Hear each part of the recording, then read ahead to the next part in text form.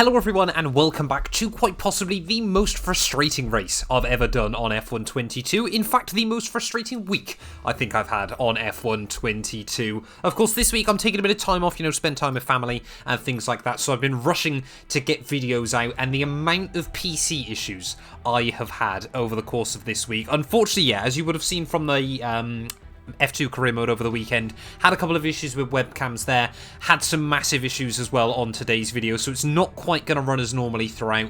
There's going to be a bit of live com, a bit of post com, depending on what worked. Hello everyone and welcome back to a brand new video, where today we return with round 10 of our F1 22 My Team career mode season 4, and we're back for the Canadian Grand Prix. Of course, things are a little bit confusing where we did Shanghai in this series.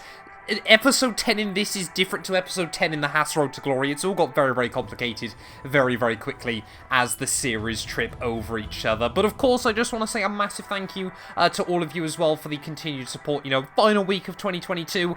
I'm recording these videos in advance. I'm hoping that this week, by the time you're watching this, I'm actually going to be taking a week off. I'll still hopefully be responding to comments and a few other things between sort of days. But yeah, I'm just going to try and take a week away.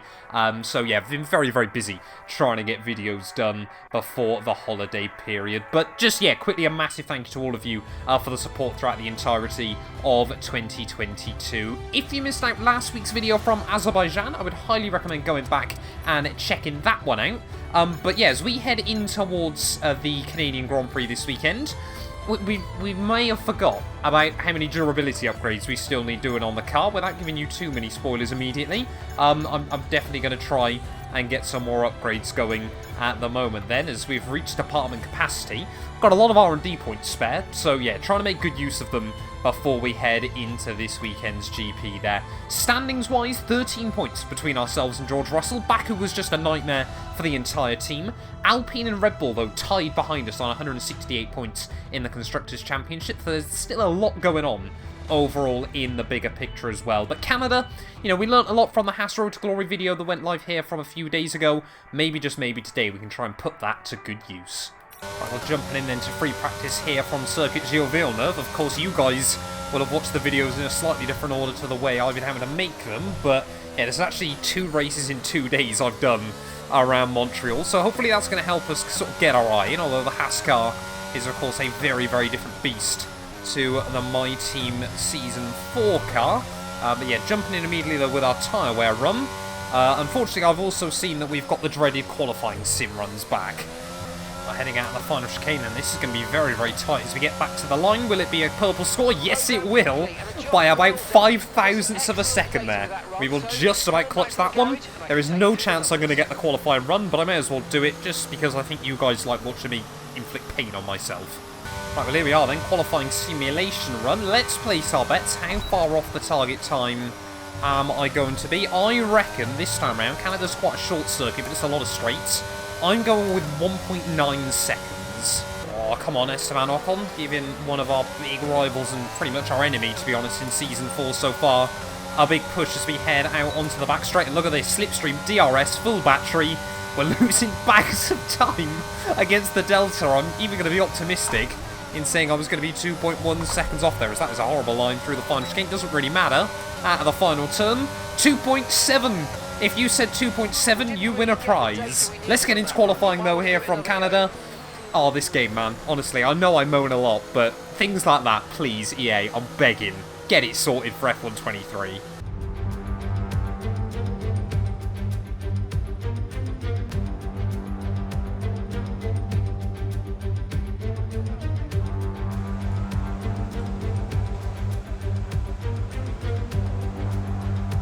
And now you're joined by post-commentary Matt for a lot of this video. I do apologise for that. But here we are then, qualifying day for the Canadian Grand Prix. Of course, made it through Q1 and Q2 pretty easily, as always. But Q3, it was looking like it could be very, very tight. George Russell had set the pace provisionally on a 1 minute 8.1, if I'm not mistaken. We were kind of hoping that Baku was going to be the anomaly, rather than sort of the new normal in this series. Of course, like I mentioned, if you missed out on that video from late last week, I would highly recommend going back and checking it out. But yeah, so far, of course, on my final run here in Q3, of course, when I have to do these post-commentary videos, I tend to edit them down a whole lot more than sort of the normal standard stuff. Of course, I much prefer live comment these videos generally I think you guys much prefer it as well, so, you know, I'm not really just going to waffle on for 35-40 minutes like I normally would, so don't be alarmed about the video length. I'll give you spoilers now. We do make it to the checkered flag this weekend. But yeah, heading down in towards the final couple of turns, though, green in Sector 1, green in Sector 2. Honestly, it felt like a really good lap up to this point as we head now down into the final chicane of the circuit. They're braking at about 80 metres, not the best run in the world. They're nudging the wall of champions at the final corner up towards the start-finish line, and that was a 1 minute 9.1, an entire second away from George Russell there. I must have lost a lot of time in Sector 3 because I was really not expecting that. So yeah, I mean, having a look at the final results there, P9 is not exactly a qualifying session to be proud of. And yeah, I was way off the pace I'd even done in Q1 and Q2 there. See, 19.3 for George Russell in Sector 1. We were quicker than our teammate in Sector 1. We lost 8 tenths in Sector 3. I'm not quite sure how that happens there. It must just be the AI OP straight line speed. But let's get into it though. Canadian Grand Prix time. Fingers crossed we can get a good result. Hello and welcome to the Ile Notre Dame once again for what promises to be another incredible Canadian Grand Prix at this fiercely competitive circuit, where pole position can often be decided by less than a tenth of a second. We'll be seeing top speeds of around 210 miles per hour here at the circuit Gilles Villeneuve, with around 2/3 of the lap taken at full throttle. High-speed chicanes spell potential danger, especially at the infamous Wall of Champions, and watch out for overtaking into the hairpin and that final chicane.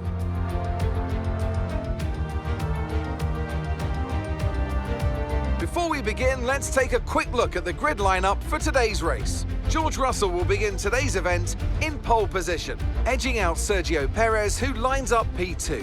Moving on to the rest of the grid, we have Bottas, Ocon, Charles Leclerc and Joe, Norris, Théo Pourchaire, Mr. Monaco and Pierre Gasly, Latifi, Ricciardo, Oscar Piastri and Drugovich, Schwartzman, Ticktum, Mick Schumacher and Kevin Magnussen, Tsunoda, Stroll, Deruvala and Alex Albon picks up the last spot on the grid.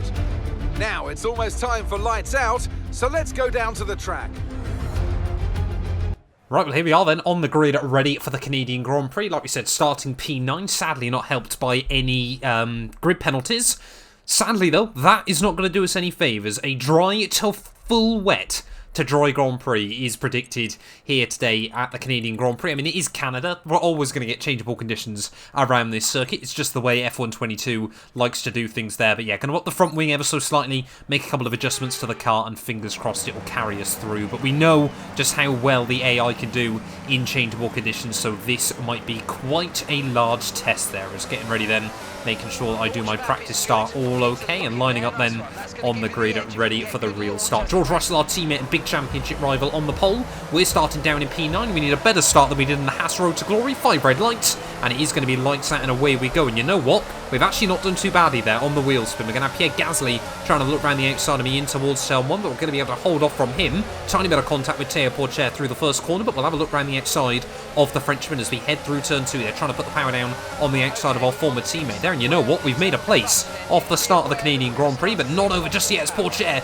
dives it back up the inside there. Ocon and Norris just up the road. They're duking it out for P6 and P5 as well, as we almost run to the back of Zhou Guanyu. Think about sending it up the inside through the next corner there, but already at the front of the field you can see Perez and Bottas duking it out, which is giving George Russell a big opportunity to try and break away early on in this Grand Prix there. So George Russell, of course, he'll want a nice easy race if he can get one, as still Bottas and Sergio Perez there side by side. Looks like Checo has hung on to position this time round, as Mark just warning me about some potential wear on the MG UK. But up the inside of Zhou Guanyu and Lando Norris down at the hairpin there. We know how badly the AI can concertina up into that corner on occasion, so 2 cars for the price of 1. Even Pourchaire there has moved past Zhou Guanyu as well, so he must have tried to follow me into the braking zone. But yeah, by the end of lap 1 then, not often do we say this, but we've made up places, and we've made up 3. Exactly the start we needed here in Canada. Of course, we just need to try and stay as close to George Russell as we possibly can. There is already our teammates probably got about a 2-second lead at the end of lap 1, and now we're lining up our old nemesis Esteban Ocon here, and very quickly learn early on in this Grand Prix. It was all about going to be trying to be in the clean air and all about trying to get a run through this chicane, because of course we know, again, like I mentioned, the AI tend to break a little bit early into the hairpin. It's one of my most confident places to make moves around this circuit. And finally, then on lap 5, going up the inside of Esteban Ocon there, and yeah, of course, all these cars being dragged along by the DRS off the car in front of them. Our slipstream top-end speed was not particularly strong around this circuit. As you can see, they're not getting a bad run off of the hairpin, but Esteban Ocon, again, having a look to the outside in towards the final couple of corners, had plenty of battles with the Frenchman so far this season, but this time around we defend it beautifully into the final chicane. They're just about to keep the car between the white lines, and we will move up and inherit P5 in this race. Next up, though, Charles Leclerc, and this time round, the Ferrari definitely not as quick as the Alpines. As you can see, they're just not quite getting the same run I did last time round as we head down in towards the hairpin. But you know what? We're going to send it anyway there. Big lunge on Charles Leclerc into the braking zone. He does spot me. He does jump out of the way, and that'll move us up into P4 then of this Grand Prix. So yeah, not a bad little start then to this GP. Still picking up places where and obviously when we can. You can see Perez up the road already on a set of sub-compound tyres. So I was wondering, maybe that's why George and Checo were able to break away so much so early on in this GP. Then perhaps they were both on softs, which would be quite a gamble when you consider the rain was meant to be coming in at about half distance.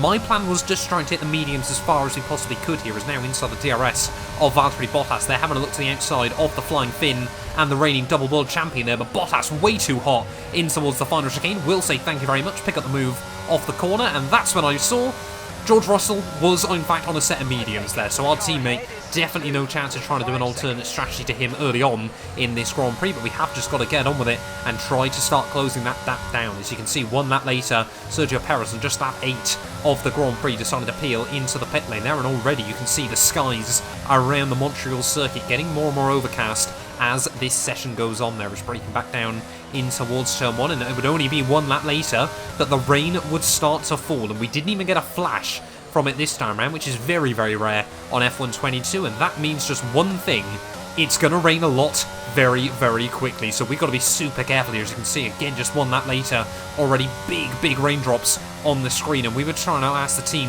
when it would be ready to make the call there, and you can see just 1 lap further on, we probably should have boxed last time around. You can see a handful of AI towards the rear of the field have made the call, so we are going to peel into the pit lane then at the end of lap 12. George Russell, you can still see the gap floating at about 6 seconds. We've done pretty well actually as the track got slippery to keep the gap down at around the same level that it was at beforehand there. As you can see, Charles Leclerc now ahead of Valtteri Bottas as well, further behind us, and the team now saying as well that it's definitely the right time to come in onto the intermediate compounded tyres. So that's exactly what we're going to do. George Russell has opted to try and stay out there for 1 more lap in this Grand Prix. So as we head down into the pit lane, of course one of the shortest pit lanes on F1 22, I was a little bit sceptical that we'd made the wrong call, but Leclerc in, Bottas in, Ocon in as well behind us, so I think we definitely boxed in at the right point in this Grand Prix. Of course, still the number 1 driver within our own team, and a 2.3 second stop we can't complain too much about either, as we now peel back out of the pit lane. Then we're going to re-emerge in P3 of the Grand Prix. There is only Zhou Guanyu and George Russell that decided to hang out here, so I was wondering, are we potentially going to see both of those cars lose plenty of time as we head out on this outlap? You know, the gap to George was at about 6 seconds, so maybe this would be a good opportunity to try and big time out of our teammate there, as through the final chicane will go once again, obviously moving past Zhou Guanyu, but George Russell losing nowhere near as much time as I was really expecting him to, and of course that's because if you watch the gap to Charles Leclerc behind, unfortunately, during track changing conditions, the AI tend to be very OP in F1 22, and maybe it was a good idea that my audio, my livecom failed on this video, because a lot of this race was spent ranting about the imbalance on F1 22 there. See, we got the gap down to about 3 seconds to George Russell by the start of lap 20, and then pretty much from there it just started going the other way again. It just, you can't do anything about it. When we were getting really close to full wet conditions, it just meant that the AI were able to go a second a lap faster. It even at one point got up to over 2 seconds a lap faster. It just makes no sense on this game there. As you can see, hopping over the first chicane a little bit aggressively there, trying to lose as little time as we possibly can. But yeah, already the gap up to down to Charles behind us, under 1 second already there, as we've just got no grip and no confidence in the AI. Of course, built-in traction control for them. It is a problem that you get more and more as you get towards a maxed out car on F1 22, but a lot of the things that are slightly imbalanced early on in the game become a whole lot worse later on there. As you can see, trying to get the run out of the chicane there, but still the rear end fishtailing, and Charles Leclerc thinks about having a look for a move up the inside in towards the hairpin, the same place we made the move on the Monegasque driver earlier on in this GP, and Charles Leclerc will make it through there. Of course, we've got the better run off the corner. Can we do anything with it? Of course not. So with now 11 laps to go of the Grand Prix, 11 seconds back now behind our teammate George Russell, we are still going to see if we can force Charles Leclerc into an error down in the final chicane there, braking slightly later into the corners. We can see hopping over the chicane. Where does he find that grip from on F122? I'll try to stay calm. I know I did this race a couple of days ago, and it just, yeah, did really upset me there. And you can see by about lap 27, the rain now starting to abate, but the gap, yeah, was pretty much impossible now to try and close back up. But let's join live combat for the final few laps. Come on, 3 laps to go, and now Dan Ticktum sat in the way there. Luckily, the Alfa Romeo does finally move. But yeah, Charles Leclerc now suddenly, of course, the gap is pretty much neutralised again between myself and the Ferrari in these last few laps of the GP. 4 laps worth of fuel, 2 laps worth of running though. I think we're just going to have to bring it home for P3. I'm so gutted with the way the second half of this afternoon has gone.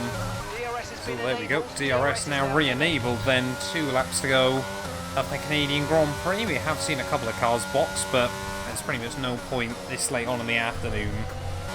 They're starting the final lap then of the Canadian Grand Prix. We've got yellow flags out. Someone's going slowly through the first sector. I've got no idea what that's all about, but they seem to have got back going again. But what a frustrating race this has been here from Circuit Gilles Villeneuve. I know we started 9th on the grid, so to get a podium is pretty good, but still just finding more and more issues with F122 as we go on there. But that being said, we've still got to try and fight it out for a World Championship against our teammate George Russell. Silver lining, Esteban Ocon was not able to get back past me there, so happy that we were able to keep the Frenchman at bay throughout the entirety of this GP. Not much for the championship's sake or anything like that. He's just been frustrating me this year, so happy that we could hold him back. But Charles Leclerc, again in his Ferrari, doing a fantastic job to get another big result there. And again, I think we've only had 2 1-2s, haven't we, this year as a team. But George Russell will bring 2-2 Motorsport back to winning ways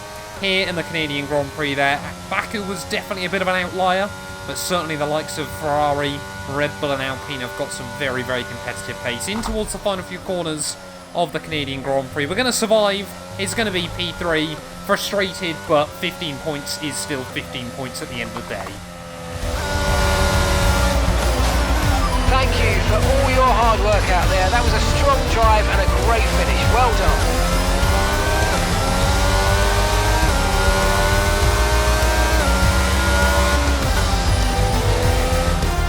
They take the checkered flag then here in Canada in what has been another fabulous Grand Prix.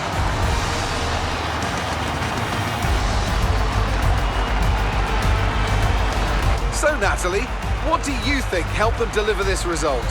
Well, I honestly feel it was down to the driver and car today. I mean, we could talk driver skill all day, but if you don't have a solid team to back that, you're never going to get anywhere.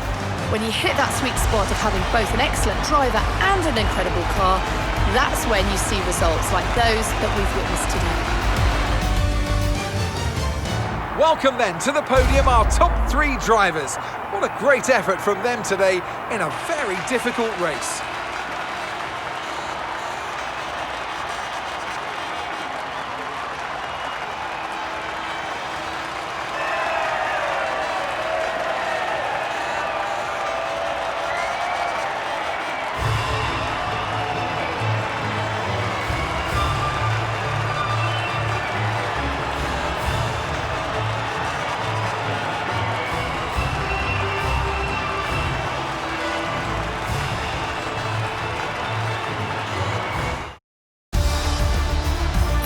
Let's see how the driver's standings have changed. That's a positive result for George Russell, who further solidifies his position at the top of the standings. So then, Natalie Pinkham, who would you rank as your driver of the day? Yuki Tsunoda gets my vote today. Let's move on to the constructors. The current leaders continue to extend their lead at the top. There was also a strong showing from the McLaren team today as they make their way up the standings. I'm equal parts exhausted and elated with this weekend of Formula One, so be sure to join us for the next one. Well, there we are then, the end of the Canadian Grand Prix, and it is George Russell who walks away with yet another dub there. 9.5 seconds clear of Charles Leclerc, and a further 5 seconds ahead of myself there. Ocon beat Tank Pourchaire, Bottas, Gasly, Zhou Guanyu, Norris and Piastri to round out the top 10 there. And look at that, Felipe Drugovich just 1 place away from getting a point with Haas as well. But that means Daniel Ricciardo and Mick Schumacher failed to see the checker flag there. Perez down as well in P19. He had an absolute disaster.